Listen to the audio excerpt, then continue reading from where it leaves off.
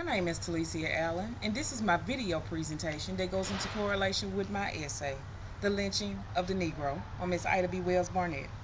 I chose Mrs. Wells Barnett because she was a black female, a crusader, a journalist, who stood with some of the more famous African American males of her time in protest of the mistreatment of the Negro.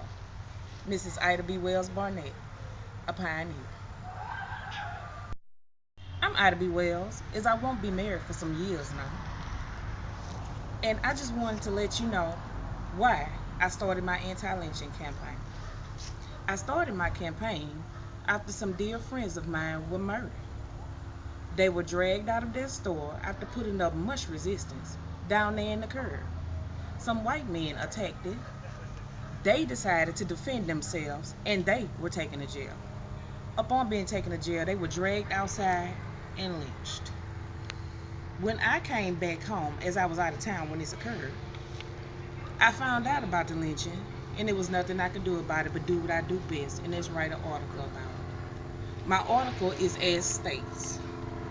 The city of Memphis has demonstrated that neither character nor standing avails the Negro if he dares to protect himself against the white man or become his rival. There is nothing we can do about the lynching now, as we are outnumbered and without arms. The white mob could help itself to ammunition without pay, but the order was rigidly enforced against the selling of guns to Negroes. There is therefore only one thing left that we can do: save our money and leave town, which will neither protect our lives and property, nor give us a fair trial in the courts, but takes us out and murders us in cold blood when accused by white persons. Upon doing this here article, I had to leave town again for a reason. And while I was out of town, I was informed that an exodus had happened. A lot of black folk had left Memphis and moved to Oklahoma. The white folk got mad about it. So what did they do? They sent a threat to me that they were going to lynch me if I ever returned back to town. I stayed where I was, and I launched my campaign by first doing some research. I had to get my statistics together to make sure I was doing this right. I found out that black people were being lynched for having consensual sex. It was right for a white man to have sex with a black female and nothing would happen. But if a black man and a white woman had consensual sex, the black man would be taken out and be lynched.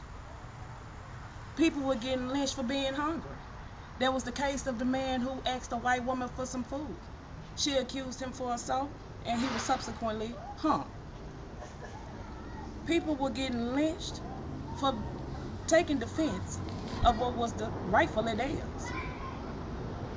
If I wanted to protect my property, but my property was against a white person, then I was dragged out of whatever building I was in, whether it be a jail, my house, an institution. It could have been a church. I was still dragged outside and lynched.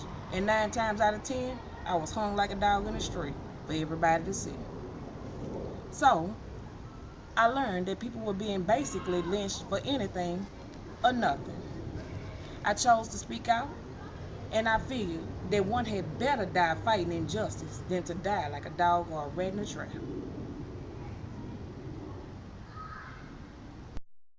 After staying on in the city where I was, I met my future husband, Mr. Ferdinand Barnett.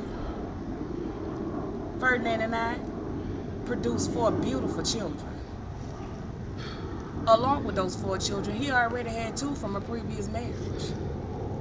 I still continued my crusade against the lynching of the Negro, which is I define as virtual rape. I wrote a book, The Red Record, which showed the statistics that I found against the lynchings of Negroes. White people wasn't too happy about it, but I felt like that was their problem. I was just doing what I was doing best, informing the Negro of some of the injustices being brought upon them by the white man. Ironically, some white men stood with me in my crusade, as well as some white females. Later on in my life, I tried to organize all kinds of movements: a white suffragist movement, I tried to march with the white women in the parade. They wouldn't let me walk with them in the front, but I still stood with them in the front as I cut into the line. I organized other committees, and I was even one of the founders of the NAACP. Towards the end of my life, I felt that there was going to be no one around to remember me, as no one had did a biography of me, and I spoke with a child who didn't even know who I was. So what did I do? I started writing my own autobiography. I never got to finish it, as I died of renal failure. My daughter, Alfreda, had to finish this book for me, but I do believe we told it right. We spoke it best, and we told the truth. My name is Ida B. Wells, and I thank you.